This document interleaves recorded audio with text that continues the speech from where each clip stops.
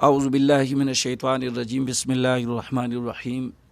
دوستو، آج آپ کے سامنے حروف تہجی کا ایک کا میں آپ کے سامنے ان کا مخرج بتاؤں گا۔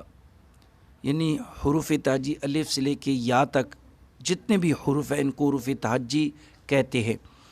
ان کا میں ایک کا مخرج آپ کے سامنے بتاؤں گا، لیکن اس سے پہلے آپ میرے چینل کو سبسکرائب ضرور کریں اور لائک کریں، کومنٹ کریں، اور ویڈیو کو آخر تک لازمی سنیں، اور آسان الفاظ میں انشاءاللہ یہ مخارج آپ کو میں بتاؤں گا ان کے۔ نمبر 1 الف ہے۔ الف یہ منہ کی خالی حصے سے، یعنی جو فی الدہن اس کا مخرج ہے، یعنی منہ کے خالی حصے سے الف ادا ہوتا ہے۔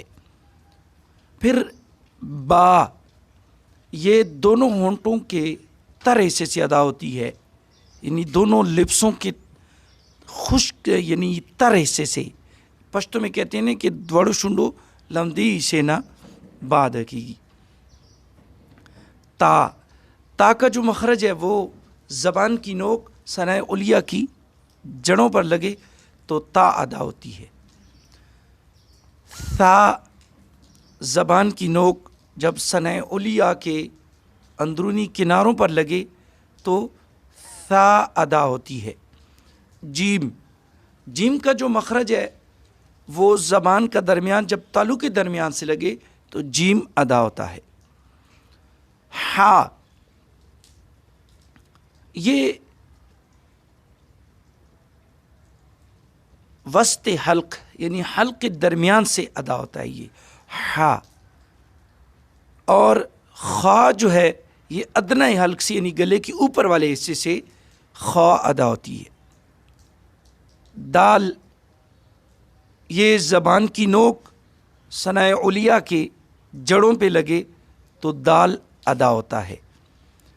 ذال، اس کا مخرج وہی ہے جو میں نے ثا کا بتایا ہے، یعنی زبان کی نوک جب ثنائے علیہ کے کناروں پر لگے تو ذال ادا ہوتا ہے۔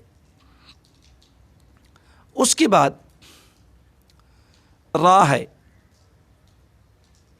را، یہ زبان کی نوک اور زبان کی پشت جب ثنائے علیہ اور رباعی کے مسوڑوں پر لگے تو را ادا ہوتا ہے، را وہاں سے ادا ہوتی ہے۔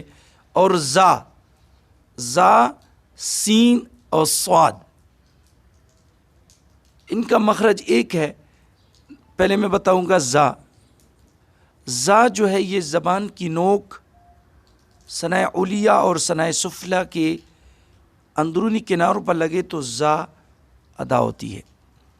سین، اس کا بھی یہی مخرج ہے کہ زبان کی نوک ثنائے علیہ اور ثنائے سفلی کے اندرونی کناروں پر لگے تو سین ادا ہوتی ہے۔ شین کا مخرج وہی ہے جو جیم کا تھا کہ زبان کا درمیان جب تالو کے درمیان پہ لگے تو شین ادا ہوتا ہے۔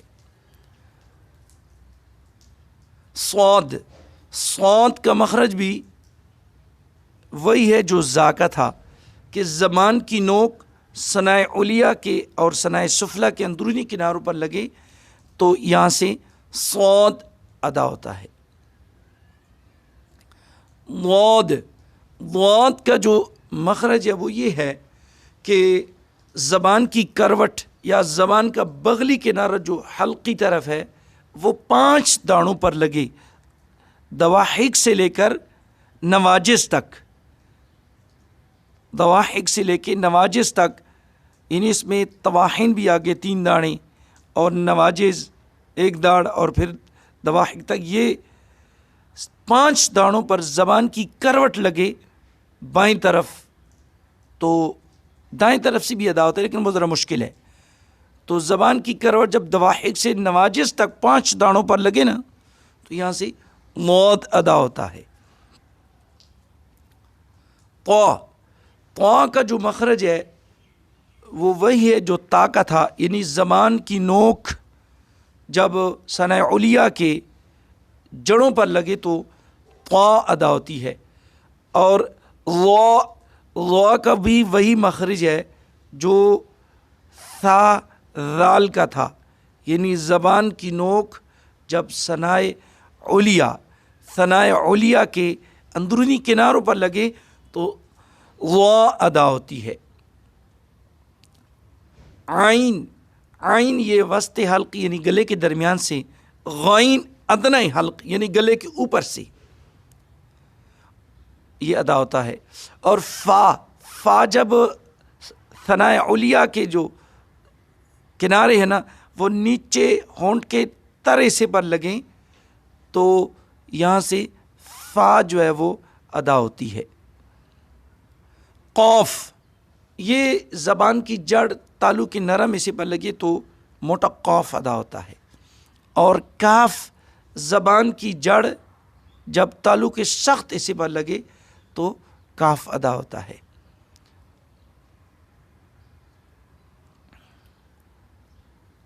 آگے لام آتا ہے، تو لام کا جو مخرج ہے، لام کا زبان کا کنارہ جب ثنائے علیا سے لے کر دواحق تک مسوڑوں پر لگے تو لام ادا ہوتا ہے۔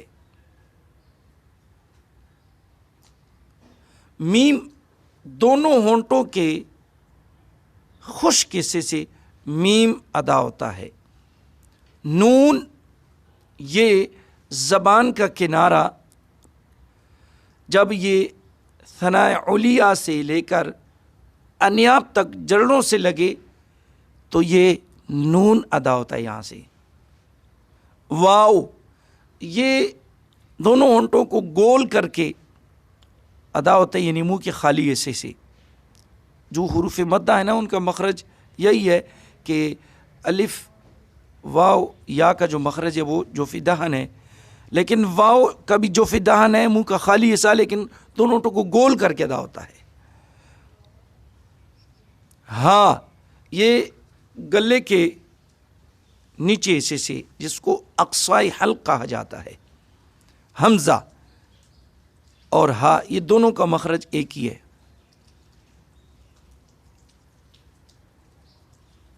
یا جو جیم شین یا غیر مدہ ہے اس کا مخرج زبان کا درمیان تالو کے درمیان سے لگے تو جیم شین یا غیر مدہ ادا ہوتا ہے، اور جو یا مدہ ہوتی ہے اس کا مخرج وہ جو دہن ہے، منہ کا خالی حصہ۔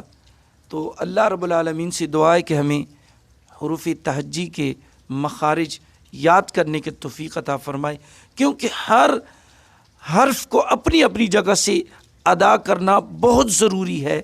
اس کا بڑا نقصان کیا ہے، میں ویڈیو تو لمبی ہو رہی ہے لیکن دیکھیں جب فی قلوبہم مرض اس کا معنی ہوتا ہے کہ ان کے دلوں میں بیماری ہے۔ یہ منافقوں کے بارے میں جو بات ہو رہی ہے نا سورہ بقرہ کے اندر کہ ان کے دلوں میں بیماری ہے، لیکن اگر کوئی امام صاحب یا جو جماعت کرانے والا ہے یا تراویح پڑھانے والا ہے اور وہ فی قلوبہم پڑھے تو اس کا معنی الٹ ہو جائے گا کہ ان کے کتوں میں بیماری ہے، نعوذ باللہ۔ تو یہ تجوید کے مطابق ان کے مخارج کا خیال رکھنا بہت ضروری ہے۔